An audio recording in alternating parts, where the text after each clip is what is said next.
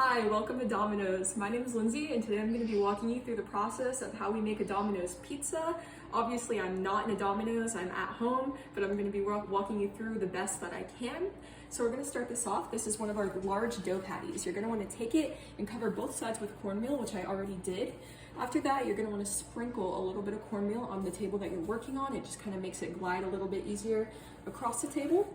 After this, you're going to want to make the dough patty about as close to a circle as you can. This way it's easier to get the crust right and to keep the shape right.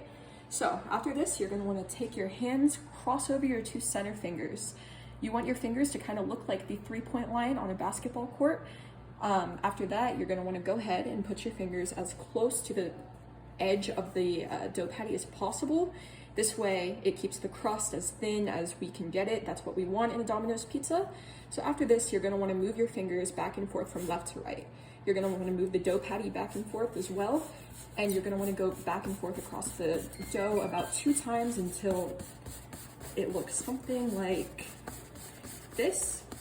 After that, you can pick it up and move the cornmeal back underneath. After this, we're going to do what we call 12 to 2. We're going to take our left hand and put it right here. Otherwise, if you're left-handed, take your right hand and put it that way. So take your left hand right here, put your right hand right next to it, and we're going to go pretend that this is a clock. We're going to go from 12 and pull over to 2. Again, keeping our fingers as close to the edge as possible. That way our center stays thick. So go ahead and do this. Once you get a little bit better at this, you're going to be good at judging the size about where it needs to be. Once it looks a little bit something like this size, we're going to go ahead and take our screen and we're going to go ahead and pick up our dough. Here we're going to sit down our screen here, then take our dough and kind of lay it on top. If it's a little bit too small, we can go ahead and pick it back up and lightly run our hands underneath the dough to make it a bigger size. Go ahead and lay it back down and situate it until it's the size of the screen. Any air bubbles we have within it, go ahead and just pop them right now. It's not going to make the dough too thin in the center, but again, we don't want to overdo it. So once it fits the size of the screen, we're going to move on to saucing.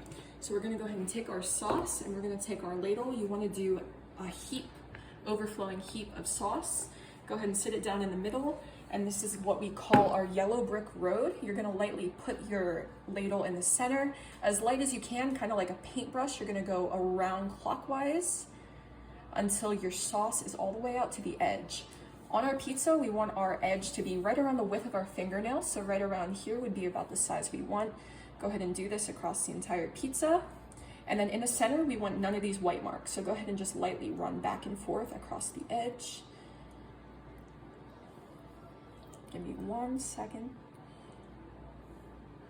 And then once it looks something like this, we're gonna move on to cheesing.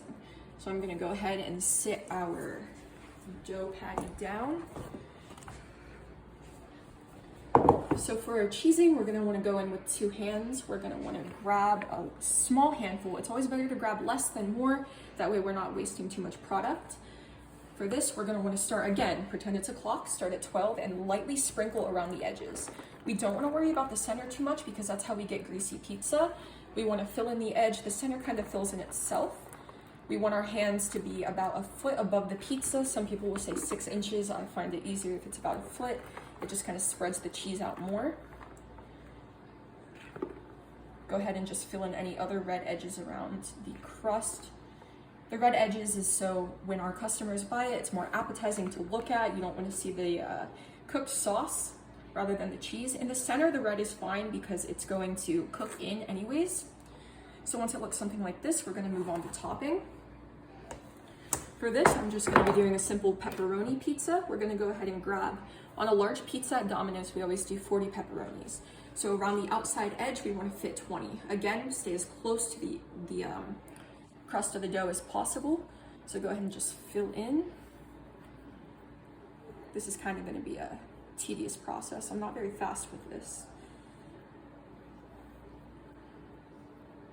It doesn't have to be perfect, but as long as there's close to 40 on there, it should be fine. And once you kind of get used to it, you don't really have to count anymore.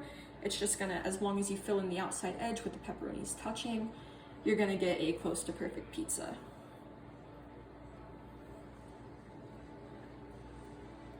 Almost there. I'm not counting, so if I have any, if I have less or more than 40, just pretend like I have the 40 on there.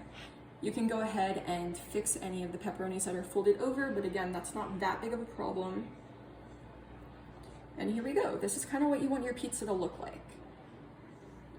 So that's how we make a Domino's pizza. Now that you learn how to make the pizza, you have to learn the customer service voice. So when you're on the phone with a customer when they're ordering, if they order just a pepperoni pizza, you can go ahead and say at the end, all right, that'll be $8.47. We'll have that ready for you in about 10-15 minutes. Thank you.